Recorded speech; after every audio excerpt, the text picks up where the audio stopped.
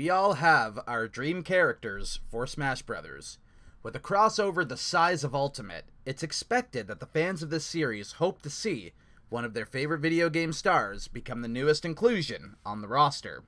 Especially since the inclusion of third-party characters seems to be at an all-time high in the case of Super Smash Bros. Ultimate. It's natural that we want this crossover to be as big as possible, but as with most things in life, there are always limitations. Every character that's well-known or requested can't always get an inclusion, especially when there is a small amount of vacancies left for the character roster, made possible by this second Fighter's Pass. And everything that Sakurai has said since Min Min's inclusion has made it abundantly clear that the next 5 fighters after her will indeed be the final character inclusions for Smash Ultimate. Now it's time to discuss who's absolutely never going to be included. And not only that, but we're going to discuss very popular requests who are nothing more than a pipe dream. Sorry to break everyone's hearts, but this list is going to be filled with Western-created characters. There have been a select few characters who have made the cut despite their Western origins. Here's looking at the Rare Boys and Dark Samus. But other than those 4, every other character on the roster is of Japanese creation.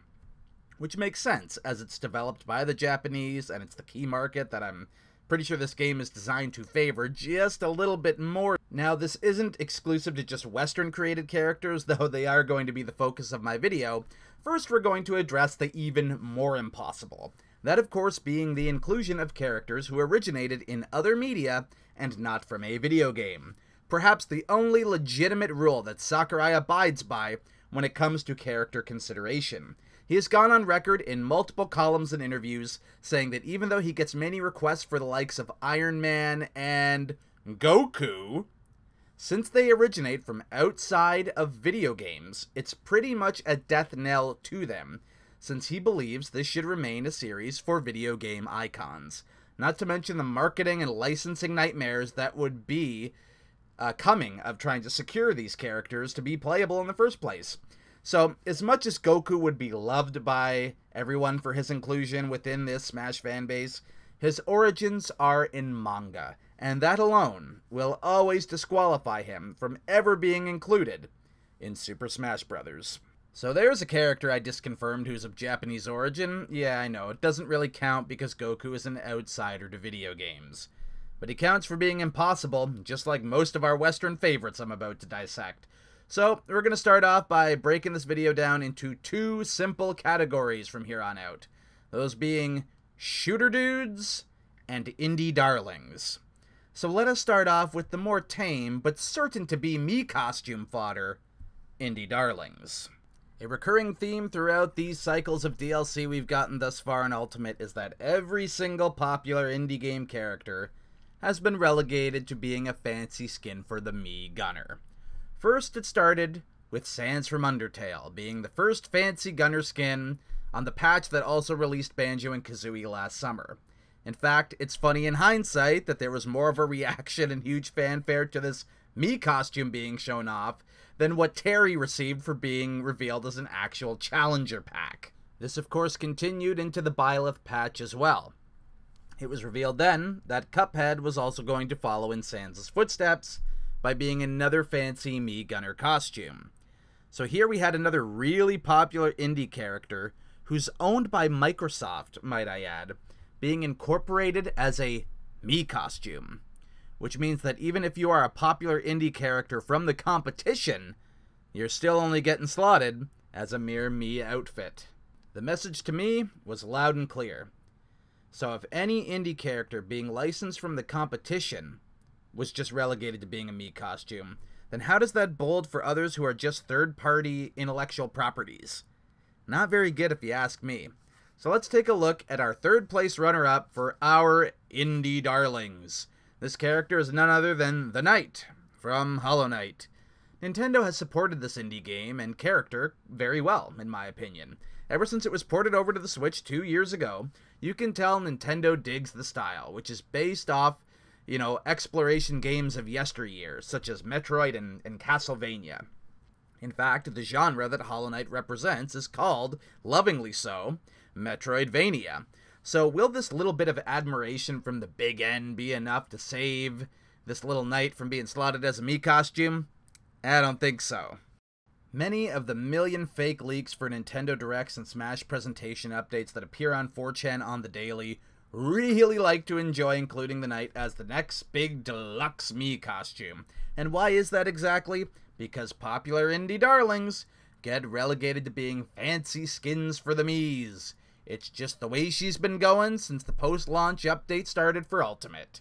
I'm well aware that there can always be an exception to every rule, but I'll need to see it to believe it. Not to mention, this would give them the opportunity to develop a premium Mii costume for the Mii Sword Fighter, which they have not done yet. And it's not that I think the knight wouldn't be a great character addition. He could be another interesting take on the precision archetype, but there are an abundance of sword characters in this game already. Then you add that he's a Western indie character on top of it all, and you know, those are just two key reasons that usually leads to what we like to call Snubsville.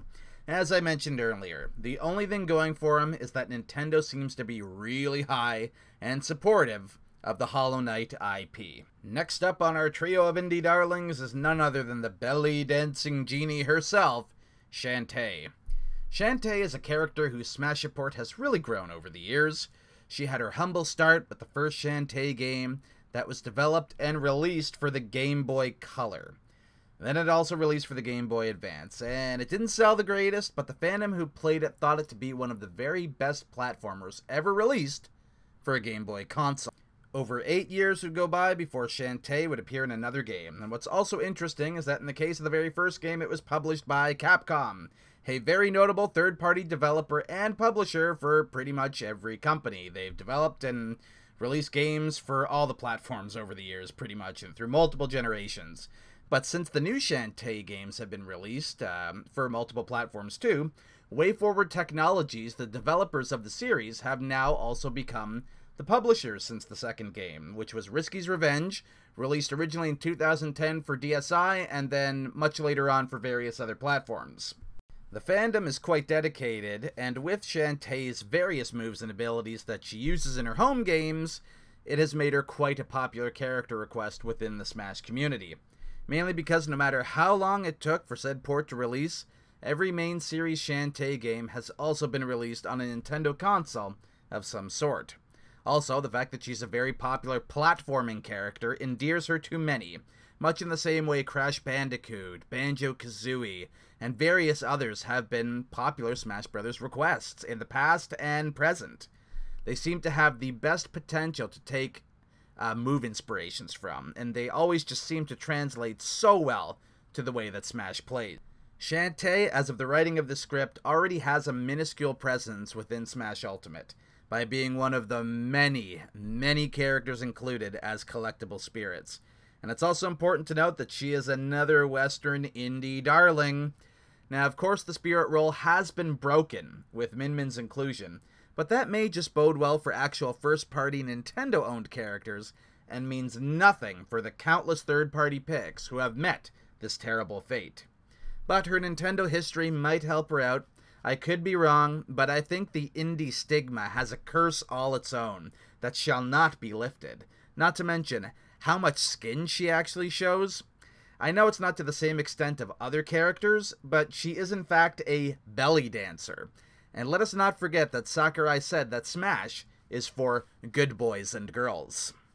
Now we have come to the final character of our trio of indie darlings. A character you might think has risen far above that of indie gaming status, but certainly has his roots of origin deep within it. The character I'm talking about, of course, is Steve from Minecraft, and I guess to a lesser extent Alex. Steve and Minecraft are still talked about at length within the Smash community, and I think this particular ship sailed the moment when Banjo and Kazooie were revealed to be chosen over Steve as the Microsoft character of choice for the first Fighter's Pass. And I think the reason is perhaps to fully realize everything that Minecraft is in a moveset or fighting kit may in fact be too difficult to make work in Smash Brothers. And that could very well be why it was passed up upon in the first place. And the consensus these days within the community is that because of this unspoken potential development, Steve and Alex's best chances to get any representation at all would be just to include them as Mii costumes. The fact that Nintendo did this with Cuphead makes it more likely that we could get the licensing from Microsoft for a Minecraft costume or two. It's a massive series worldwide. Within the last year, it overtook Tetris for the game series that has sold the most in history. It's been ported to both Wii U and Switch under Microsoft's ownership, and you would think it would have been a first ballot choice for a challenger pack in the first Fighter's Pass. The fact that it wasn't, I believe, speaks volumes. And honestly, I think that it was because creating a moveset for a Minecraft avatar was either too difficult to fully realize, or that minimizing it for a playable fighter was just not something Sakurai thought would be right. I'd say the most likely representation Minecraft could get is a Mii costume for Steve and Alex. That is, if Microsoft is featured any more in this post-launch content, because there's a big possibility that that Cuphead costume could be the last Microsoft IP that has a cameo in Smash. But perhaps Steve and Alex will sneak up in there as Mii costumes. Only time will tell, but I think the ship has sailed on Minecraft getting an actual challenger pack in Super Smash Bros. Ultimate. Now we shall move on to our second and final category for this week's video. That being a trio of characters even less likely than our indie darlings. It is now time to dissect the shooter dudes. Recently, a whole string of fan polls have shown big-time support and desire for characters from first-person shooters.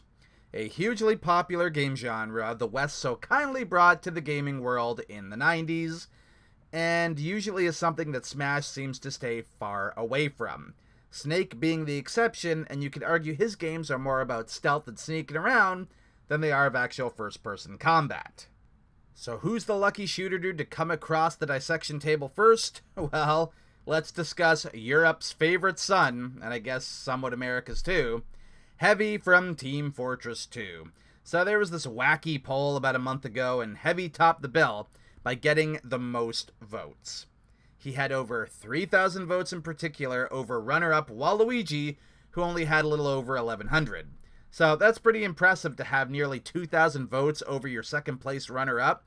But this was another one that was compiled via Twitter analytics to see which characters got the most requests via tweets on Twitter. What makes this poll suspect is, for the beginning of this tweet tracking regime, Waluigi had a clear lead for a long while, then within weeks the support for Heavy just skyrocketed and he took the lead and never looked back. But I don't think Nintendo at all cares about these fan polls. I mean, who cares if bots helped Heavy in his favor to rise from behind to taking the whole lead? These fan polls I don't really think mean anything, and they don't mean nothing even if they're spread from forum to forum, from site to site. In the end, Heavy is still a Western shooter character and a Valve creation, which means I think his chances are slim to none. And of course, this opinion of mine goes out to all the other Valve protagonists like Gordon Freeman, for example. But I won't stray too far off from our discussion of Heavy. Do you see one of the key faces of PC gaming making it into Smash? And by that, I mean unironically. These days, Team Fortress 2 is as popular as ever, being offered as a free game on Steam, and it does have a huge fan base. I'm not saying it doesn't have that. But the idea of Valve crossing over into Smash seems like such a foreign concept, I can't even conceive of it ever happening. The one thing I'll give Heavy and Team Fortress 2 is that the art style is quite zany and charmingly cartoony. But I still can't see a big bald dude firing out rounds of a bazooka-looking shotgun happening. Projectiles, schmectiles. That's about as violent an action as one could possibly do. Not to mention the appeal is strictly Western, which is something I can say for every shooter dude in this section. Virtually, they have no following in Japan, which means no Smash Bros. For you. Next up on our trio of shooter badasses is Master Chief from Halo, the undisputed mascot of the Xbox gaming brand. Perhaps the face that most of the gaming community thinks of when they're asked to picture the face of first-person shooters in their minds. I would bet that most gamers and even some non-gamers hold Master Chief to such a degree. Certainly a world-renowned name and the mascot of Nintendo's competition. But I'm sure with that comes its fair share of licensing issues. The key being that the negotiation for Master Chief would be a hell of a lot more expensive than Banjo and Kazooie were. And once again, Sakurai would love to have another presentation where he tells everyone to go play Halo games on their Xbox console. Remember that from last year? So, a Master Chief inclusion in many, many ways would shock the gaming world, much in the same way that Cloud, Sonic, and Snake did before them, perhaps even bigger than they did. But it's one of those situations where I think it stays a fantasy rather than anything that actually comes to be realized. Moveset isn't quite an issue, as there are a multitude of weapons in Halo that could be used for a wide variety of moves. So it's not that he has a lack of a kit, and it's not that that's holding Master Chief back. It's more so the fact that he's a big money character to license from your competitor. And once again, this is something I will even say is a point against our final shooter dude in this video, and I'm going to echo it here, and it stands for the next character after this. First-person shooters are not a popular genre at all within the Japanese market. As I previously mentioned, this genre is an absolute juggernaut here in the West, but when has that ever actually mattered when it came to Smash Brothers? It hasn't happened much, if not many times ever, and I think even saying that is giving Western influence on Smash a little too much credit. So here we have a Western mascot, the forefather of the FPS genre, and on top of it all, the mascot to Nintendo's competition. If all those traits don't make a character inclusion for Master Chief far-fetched, then I don't know what will. Now, we have come to our final character on this shooter guy character. Perhaps the most unlikely of everybody on this list in this video, which is why I saved him for this moment. But let's give credit where credit is due. He is perhaps the most legendary FPS protagonist of them all. Without him and his series, this genre would have never evolved to the point where it has in the modern day of gaming. The final character of our impossible for Smash list is none other than Doomguy. Perhaps the oddest request that remains popular these days. And don't get me wrong, I understand the appeal of Doomguy as a character. He's a demon-slaying, badass motherfucker who rips and tears his foes to shreds. A brutal, violent, butch bastard, one might say. But as a Smash Brothers request, it's kind of only been in the last year he's seen a rise in vocal support. This is all because of a fake leak that came out at the beginning of 2019. Last year, it slotted him as the 5th and final character of the first Fighter's Pass, and now obviously he wasn't in it, as this was a fake-ass 5-channel leak, but it put the proverbial birdie in the ear of the community by bringing to light a character they never even considered or thought of as fathomable for this game before it. And thus, Doombox was open, and Doomguy's vocal support carries on to this very day. But even though Doom Eternal's executive producer Marty Stratton pretty much put the nail in the coffin for a Doomguy inclusion by mentioning that the Doom crew in Bethesda reached out to Nintendo for a Smash collaboration, and Nintendo pretty much showed them no interest in wanting to do it. This coming from a high-up involved with the Doom franchise, straight out of the horse's mouth. And many people still seem to think Doomguy is as likely for this pass as he was in the first. And also, in spite of the fact that out of all my shooter guys listed here, he is the most violent and brutal killer of them all.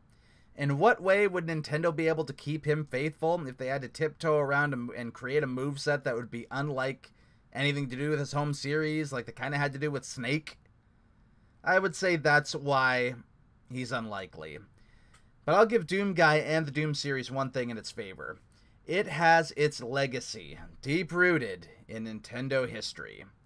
As the first Doom game was ported to the Super Nintendo, and it's had its fair share of other releases on Nintendo consoles, such as Doom 64, and of course the 2016 edition of Doom being ported to the Switch a year after its original release on other platforms.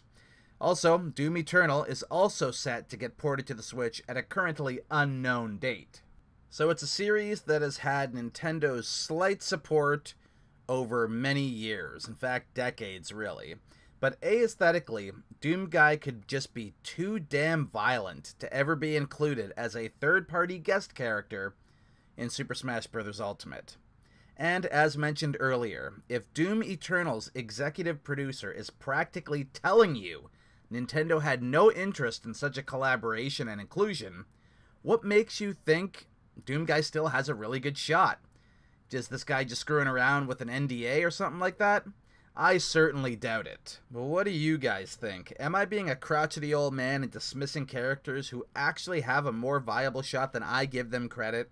Or are you joining me in Camp Impossible when it comes to most of these quote-unquote fan favorites? Let me know all of your thoughts in the comments below.